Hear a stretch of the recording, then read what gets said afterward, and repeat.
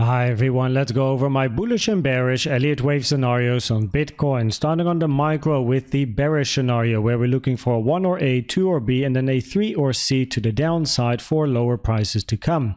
In this scenario, wave 2 or B ended before the 0.382 Fib time, taken from the high to the low of 1 or A to compare the time of 1 or A with the time of 2 or B. Now, what is most common for a wave 2 or B is that it ends after the 0.382, but in this case, the high has been made before. Of course, there's a scenario where we could be looking for a 3-wave structure here, for example, a zigzag and then a 5-3-5, but then we expect this high to be taken, and that is not ideal, as first of all, we get close to the 886, rare target for 2, still common for B, but what is not nice is that we are then also moving above this resistance target box here with not much resistance above, so that increases probabilities of continuation to the upside to reach the yellow resistance box that we have over here sitting between 45.2 and 46k.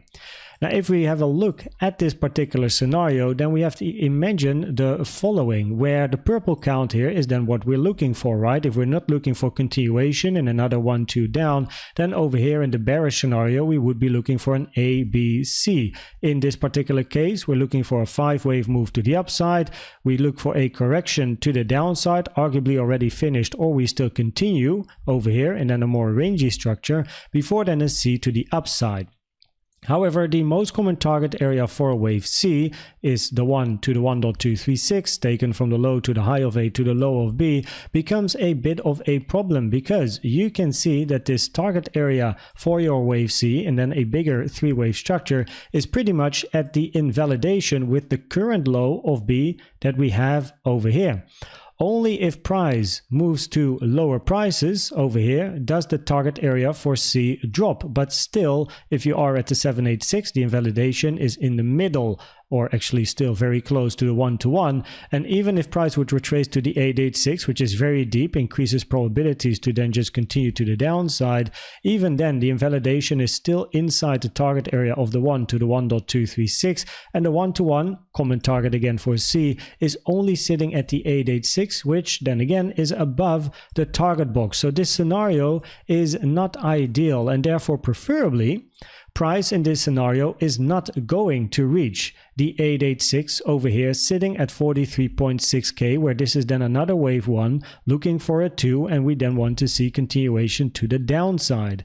If price is going to reach the 886 taken from the high to the low over here, which is sitting at 43.6, probabilities increase for price to move up because any move down has a higher probability of being a C or Y, which therefore increases probabilities that price later comes back up to take this high, which increases probabilities to also take this high and look for higher prices to come.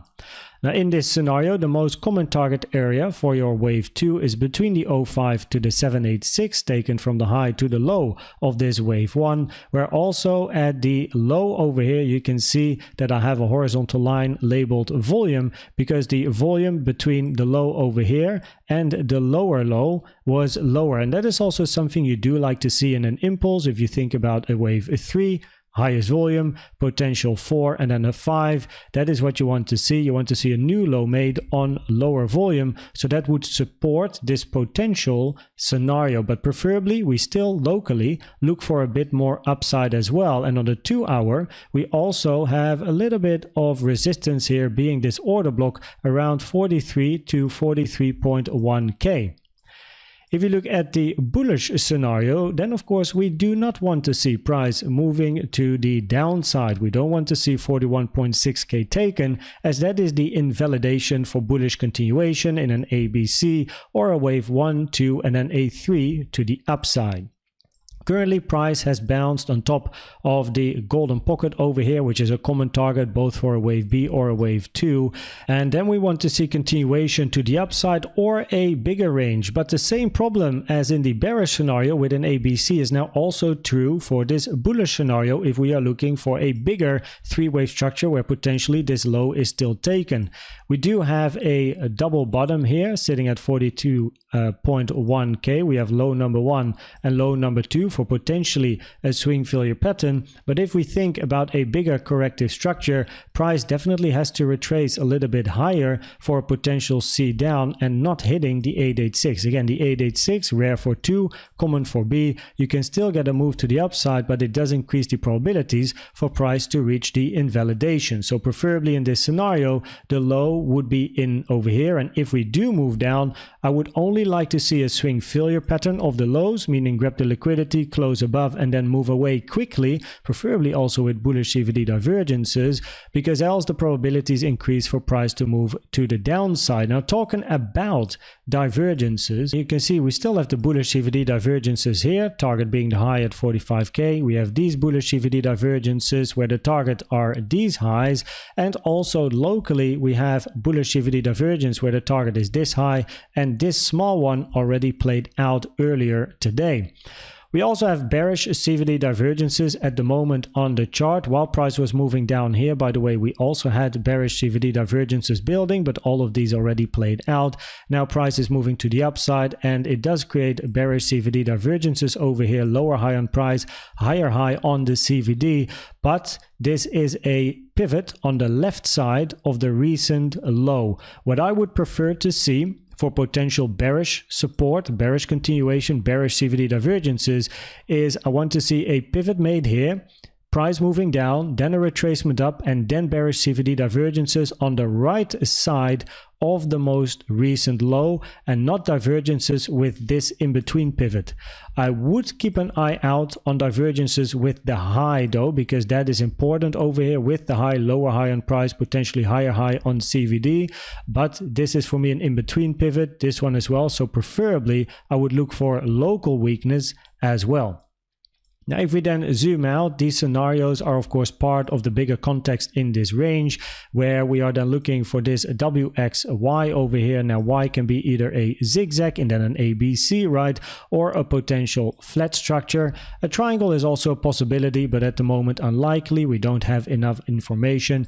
And if price would move towards the upside in a potential ABC here, we always have to keep in mind potential continuation to the upside as well, where this could then be the end of Y, as the 0.618 has been tested, which is part of the target area of a wave Y.